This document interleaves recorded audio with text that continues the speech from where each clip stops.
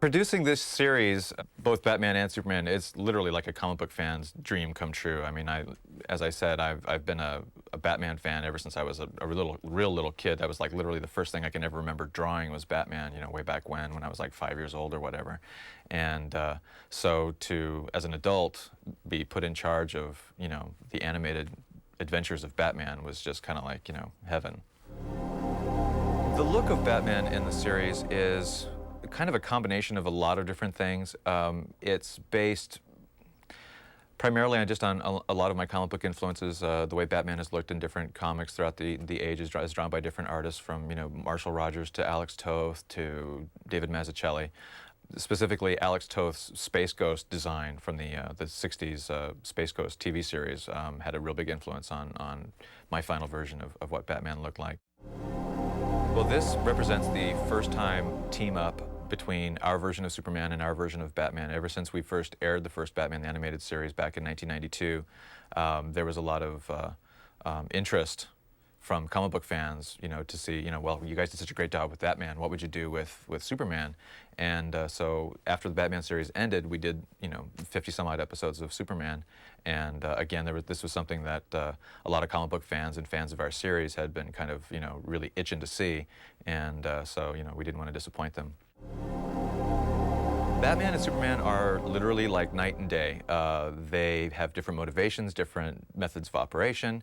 Batman is literally a creature of the night. He's all about vengeance and punishment, if you will, whereas Superman is a little bit more true blue, a little bit more optimistic about things. So their whole outlook on life they're completely at odds with each other. So when they team up together, it's interesting because they don't, unlike in the old Super Friends days where it was like, well, Batman, what are we going to do now? Well, Superman, I'll tell you, we're going to go do this. They literally don't get along very well. And as you'll see in the movie, when they first meet, there's almost, you know, outright antagonism between the two characters. And they're literally like oil and water. They don't mix. But eventually they do realize that they need to work together for the common good.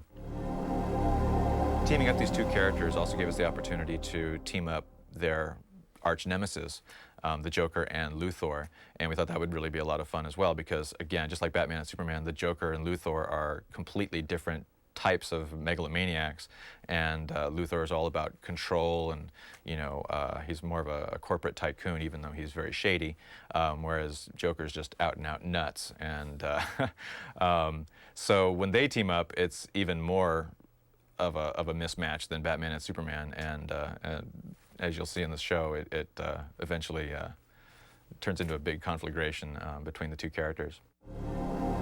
The Harley Quinn character, who is the Joker's hench girl, actually originated in the mind of one of my other co-producers, Paul Dini.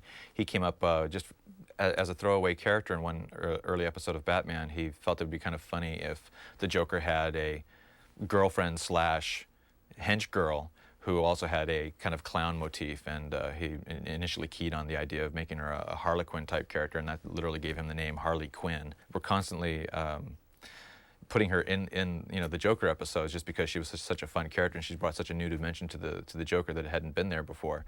And so she kind of took on a life of her own, has become a very popular character. She actually has her own comic book now and everything. So it's yeah, so you can't plan these things, but it just happens. But in this movie, again, since we were teaming up Batman and Superman and Luthor and the Joker, we felt it'd be kind of fun if, you know, Harley and Mercy kind of got together and to see how the sparks would fly between them. And of course, we ended up having a big cat fight between them. We just couldn't resist. And it's one of the highlights of the episode.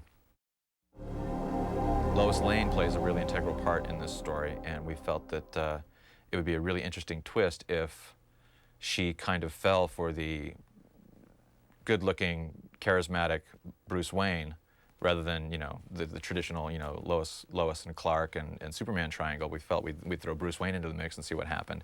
And that led us down some interesting paths to the point where we literally, at one point, find out that Lois actually discovers Bruce Wayne's secret identity. And even though that's kind of an odd thing because, you know, for all these years she's been, you know, working side by side with Clark Kent and never found out that he was Superman, you know, she's having a romantic relationship with Bruce Wayne, and within, you know, days she finds out that he's Batman. So it was kind of, again, it was just kind of an odd twist, just something to do to keep the thing fresh.